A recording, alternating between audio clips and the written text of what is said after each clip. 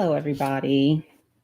Good Sunday morning.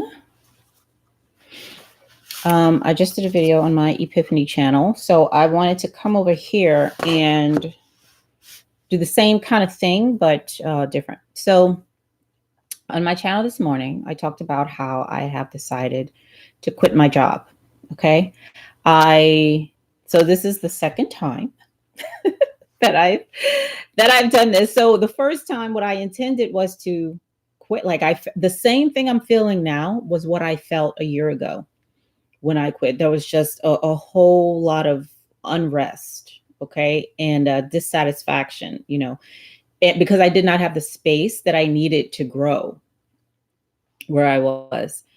I've been experiencing that exact same thing for the past couple months. So I know that it's time for me to leave this job. I mean, I probably shouldn't have went in it in the first place because my intent was just to go out and do my own thing with my business and all that, right? But what happened. So now I've decided to quit my job. And there's a billion reasons why I should not do that. If you want to hear that, you can go to my Ypifany channel because I lay it all out there. But here, what I want to talk about is that one thing I said, so two things, okay, and this is the book I wrote after I quit my job a year ago. It's very small, but this was just a way, I mean, I had to write this, okay, I had to. I could have done it in a series of blogs or something, but I just decided to write it, longing to learn, because that's what was happening. I'd forgotten how to learn.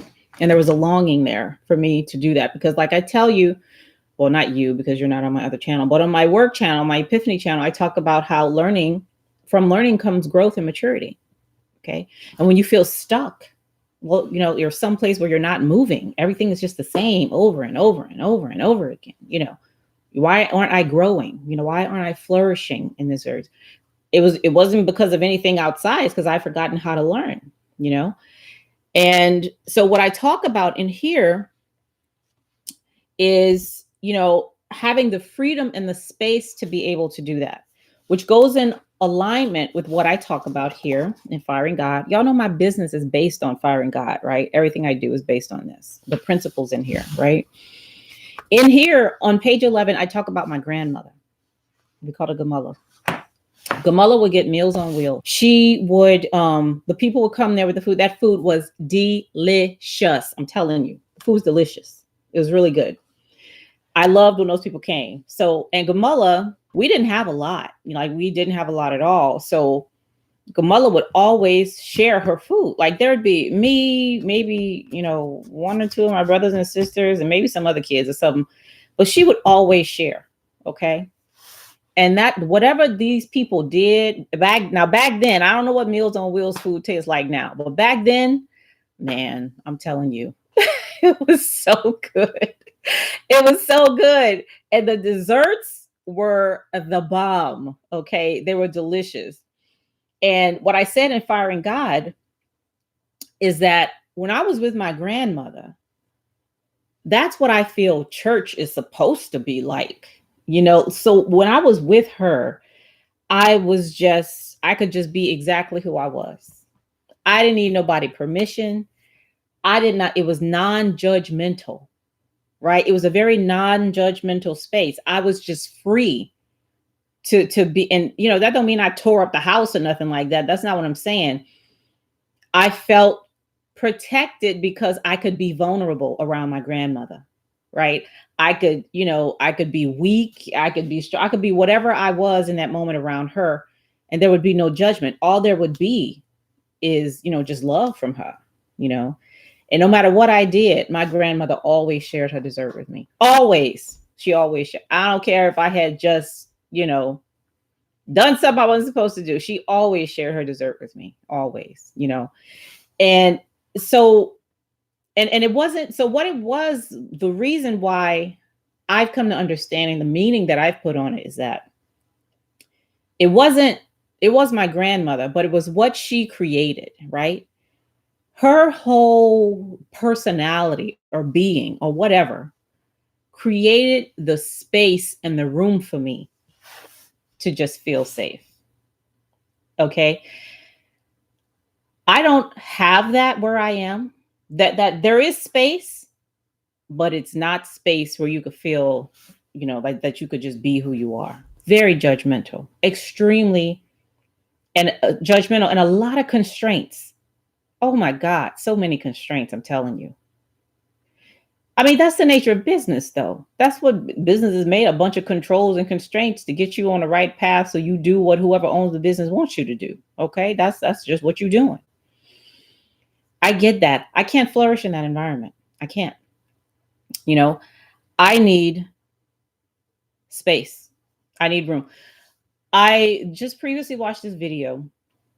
Uh you can find it anywhere really. Is where they show the earth, right? They show the earth, then they show the sun. So it's really to show you how expansive space is. They show the sun, which is huge compared to earth.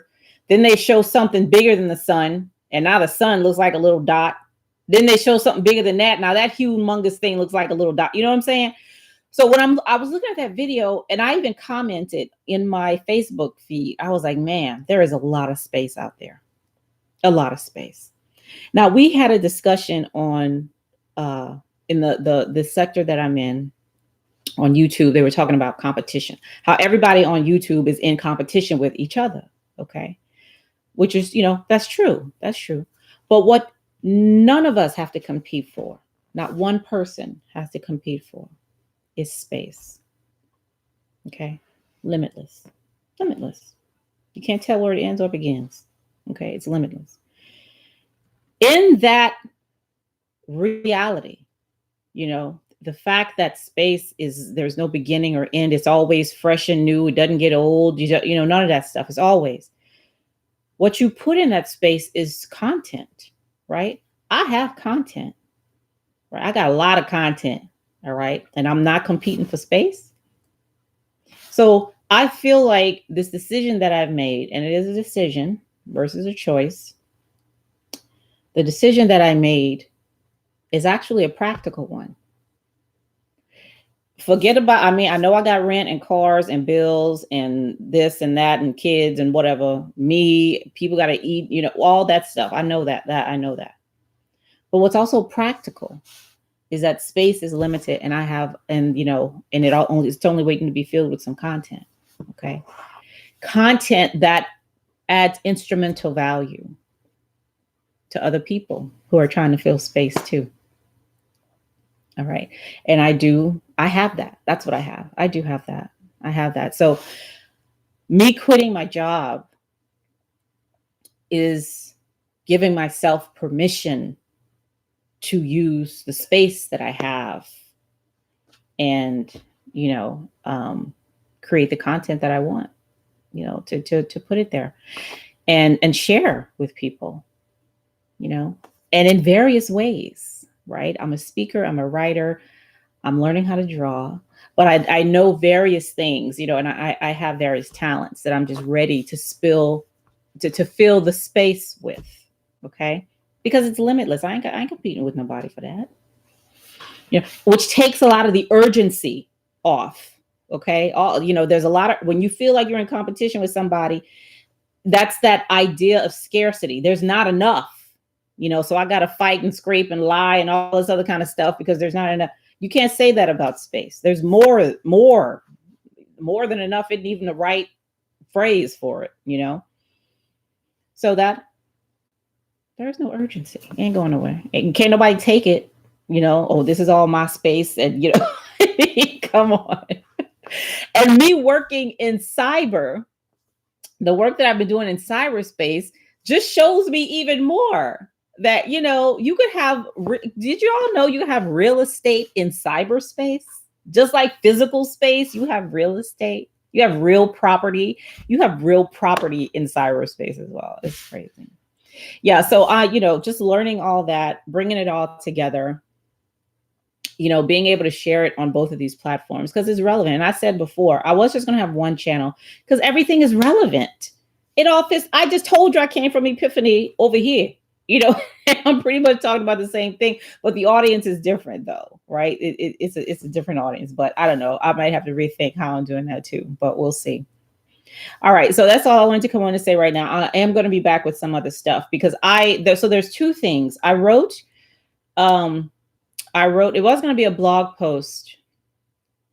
But I wrote something called, so there's two, Lost in Space. I wrote that.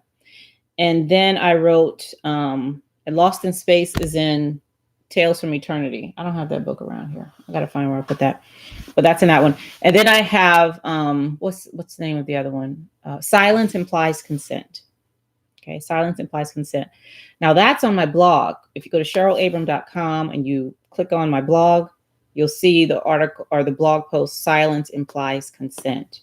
That is all about space and what, in my view, it actually is. Because it's not what I thought it was. It's not what the school told me it was. Okay. It's something much more than that. So if you're interested, you can go look at that. All right. That's all I have right now. Got to run some errands and come back and work on these courses. So, and write my letter of resignation. So excited. All right. I'll talk to y'all later. Bye.